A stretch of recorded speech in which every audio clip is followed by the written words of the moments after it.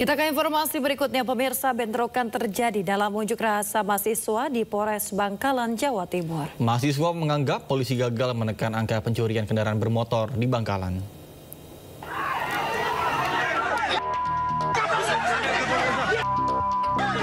Para demonstran dari Himpunan Mahasiswa Islam HMI terlibat aksi kericuan dengan polisi yang mengamankan jalannya demonstrasi.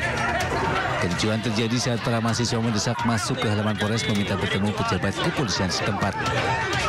Namun upaya tersebut dihalangi pagar betis aparat hingga terjadi saling dorong. Untuk menerobos masuk ke dalam, para mahasiswa ini menggunakan mobil komando yang mereka bawa sebagai alat untuk mendesak barisan polisi. Bentrokan pun terjadi hingga terlibat aksi saling pukul, meski akhirnya dipukul mundur. Dalam aksinya, mahasiswa mengkritisi Polres Bangkalan yang dianggap gagal meredam maraknya aksi pencurian kendaraan bermotor. Hal itu. Tanggapan sampean mengenai kejadian ini bagaimana? Sangat menyayangkan, saya sangat menyayangkan yang dilakukan oleh kepolisian karena kita datang secara prosedural dan datang secara baik-baik, tapi tidak ada itikat baik dari pihak kepolisian. Sementara Kapolres Bangkalan AKBP Hendro Sukmono menegaskan pihaknya sangat terbuka atas berbagai kritik masyarakat. Namun jika aksi mahasiswa terlalu provokatif dan mendesak masuk dengan cara kasar, pihaknya akan bertindak sesuai SOP penanganan demonstrasi. Kami mengapresiasi dan kami welcome dengan mereka. Kami sudah menyiapkan pengamanan dengan rapi, namun karena dari mereka mungkin tadi mendorong masuk, sehingga mekanisme kami jalankan. Tetap salah anggota kami kalau kemudian melepaskan. Ya, salah anggota kami kalau kemudian melepaskan. Dari Bangkalan, Madura, Taufik Sarhawi, iNews melaporkan.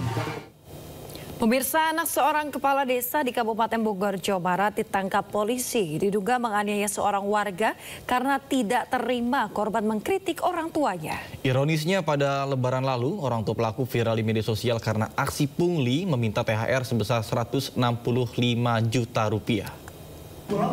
Iya, aku samukul. Ya udah di bawah ngobrol. Ya udah aku samukul. Ya udah aku samukul atuh. Apaan? Blunder banget. Viral di media sosial, seorang pemuda anak dari kepala desa Kelapa Nunggal di Kabupaten Bogor, Jawa Barat menganiaya seorang warga. Nampak pelaku dan korban terlibat cekcok yang berujung pemukulan terhadap korban.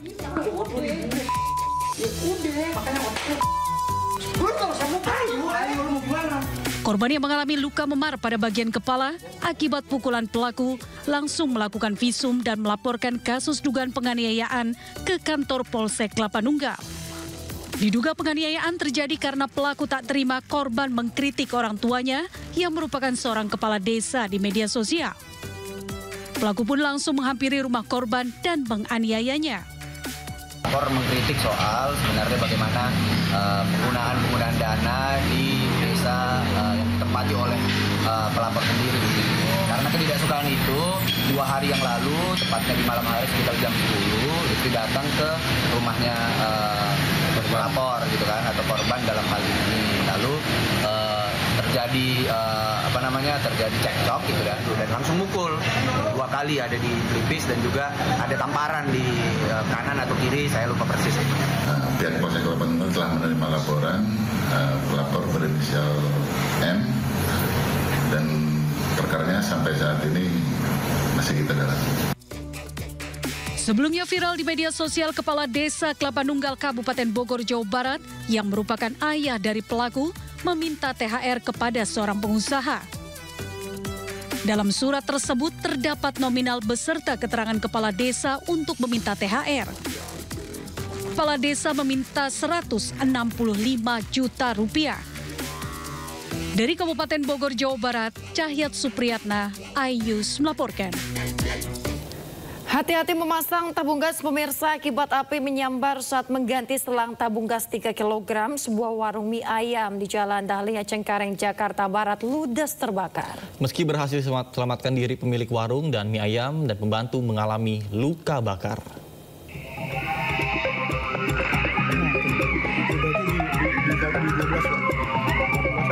Kobaran api membakar sebuah warung mie ayam di Jalan Dahlia, Cengkareng, Jakarta Barat terekam CCTV. Tak lama berselang, pemilik warung mie ayam keluar menyelamatkan diri, namun mengalami luka bakar. Sejumlah warga sekitar berjibaku memadamkan kobaran api menggunakan air dan alat pemadam ringan.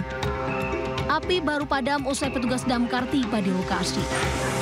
Kebakaran disebabkan saat pembantu di warung mie ayam hendak mengganti selang regulator tabung gas 3 kg, tapi tak menyadari ada kompor di sebelahnya yang masih menyala, hingga api menyambar dan kebakaran tak terhindarkan. Tabung gas, jadi salah satu kompor itu masih menyala, jadi si pemilik warung ini mengganti gas itu saat ada kompor salah satu yang menyala. Kini, pemilik warung dan pembantu warung yang alami luka bakar menjalani perawatan medis di Rumah Sakit Umum Daerah Cengkareng, Jakarta Barat. Dari Jakarta, Riftal Gani, Ayus melaporkan. Kita ke informasi berikutnya, pemirsa, seorang narapidana tewas dan puluhan lainnya dilarikan ke rumah sakit usai berpesta miras oplosan di dalam lembaga permasyarakatan kelas 2A Kota Bukit Tinggi, Sumatera Barat. Sebanyak 22 warga binaan lembaga permasyarakatan kelas 2A dirawat di Rumah Sakit Ahmad Mukhtar Bukit Tinggi, Sumatera Barat. Mereka mengaku pusing dan mual diduga keracunan usai mengkonsumsi minuman keras yang dicampur metanol atau bahan dasar pembuat parfum. Para napi diketahui berpesta miras oplosan di Aula Lapas saat merayakan acara puncak peringatan Hari Bakti Permasyarakatan ke-61. Satu orang atas nama Ilham dilaporkan meninggal dunia, 2 orang kritis dirawat di ICU, dan 11 lainnya berstatus kuning atau berpotensi besar memburuk. Informasi kan dari lapas yang di Biaro ya. Kalau yang di sini masih bisa kita tangani semua, kecuali yang kritis-kritis itu ya. Kalau yang meninggal saya dapat informasi katanya ada 1 di RSUD, tapi saya tidak tanya itu. Pemirsa, Polda Jawa Tengah mengungkap kasus kekerasan seksual berbasis online dengan korban hingga 31 anak di bawah umur. Diketahui tersangka merupakan pemuda asal Jepara, Jawa Tengah.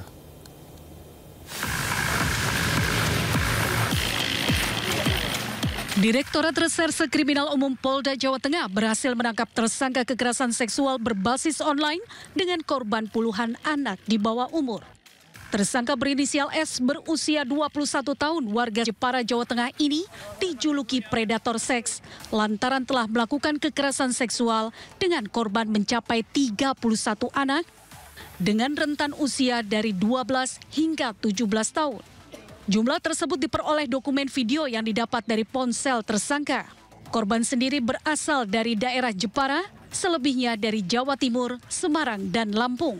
Terungkapnya kasus ini berawal dari laporan keluarga korban. Petugas kepolisian langsung melakukan olah TKP di rumah tersangka dan mengungkapkan jumlah korban masih bisa bertambah karena dari keterangan tersangka ada dokumen video yang telah dihapus. Bagaimana pelaku ini melakukan kegiatan ini yang sudah kami perdalam ya, tetapi yang pasti bahwa dengan penggunaan media sosial dia telah merayu korban-korban anak di bawah umur ini, kemudian diminta untuk buka baju dan buka segalanya. Jika tidak mau, maka akan disebarkan. Polda Jawa Tengah masih terus mendalami guna mengungkap motif tersangka. Dan tersangka sendiri terjerat hukuman selama 12 tahun penjara. Dari Jepara, Jawa Tengah, Alip Sutarto, iNews melaporkan. Ya pemirsa, jika Anda ingin membeli mobil second harap lebih berhati-hati. Jangan lupa untuk cek keaslian surat-surat kendaraan Anda. Di Jakarta pemirsa, belasan unit mobil rental dugaan penggelapan disita polisi. Dalam aksinya para pelaku menyewa kendaraan dari berbagai rental mobil lalu menggadaikan atau menjualnya kepada orang lain.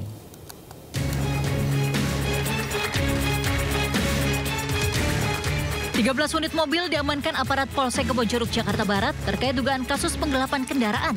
Kasus ini terungkap setelah para korbannya membuat laporan ke Satreskrim Polres Jakarta Barat. Korban baru menyadari menjadi korban penggelapan saat mobil yang disewakan kepada tersangka tak kunjung kembali. Dalam aksinya, para pelaku menyewa kendaraan dari berbagai rental mobil, lalu menggadaikan atau menjualnya kepada orang lain tanpa seizin pemilik.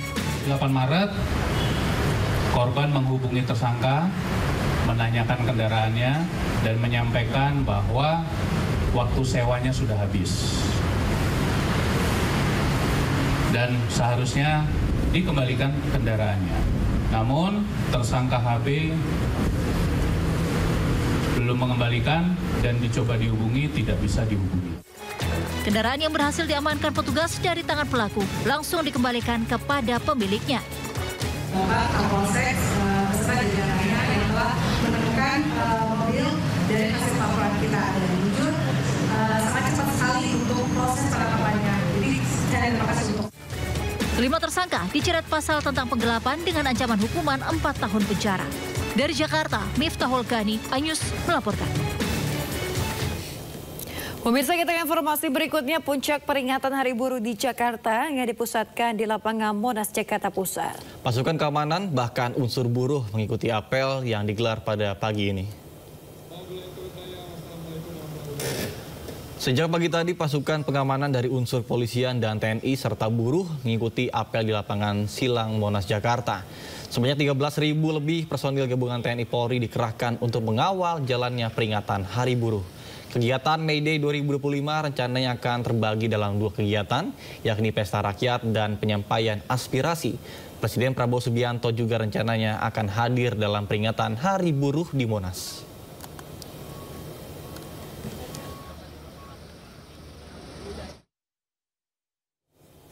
Wakil Menteri Ketenagakerjaan RI Immanuel Ebenezer menyebut Presiden Prabowo Subianto akan hadir dalam peringatan Hari Buruh. Pemerintah berjanji akan mengakomodir hak-hak buruh. Kolaborasi dengan kawan-kawan serikat pekerja dan buruh ya, apalagi besok akan dihadiri oleh Presiden Pak Prabowo Subianto dan beberapa pembantunya.